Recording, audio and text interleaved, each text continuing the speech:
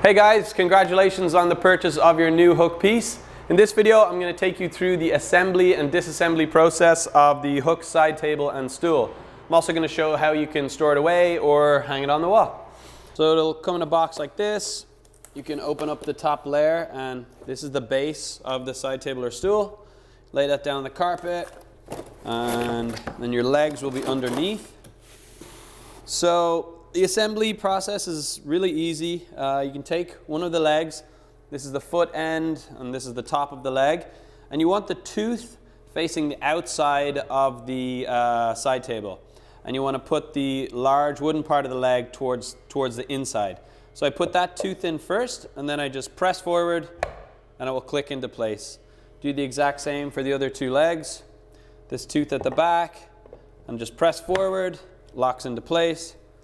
And do that for the last one. Put in the back tooth and then press forward and in it locks. And that's your side table and stool all set up. Super easy. So now I want to show you the disassembly process for the stool. You can flip it over. You want to make sure it's on a soft rug or a carpet so you're not scratching the top. And the way to remove the legs is to squeeze the flexible tooth inwards and then hinge the leg backwards. So I do that with two hands. Squeeze in, hinge back, and the leg will just pop out. And we repeat that process for the other two. Squeeze and hinge back. And this one too. Squeeze inwards and hinge back, and the legs just pop out.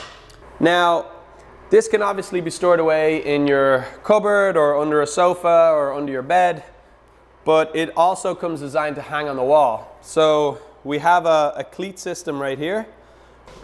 So as long as we line up the wall cleat with one of these pockets, it's going to grab into that slot and it's going to hang safely on your wall.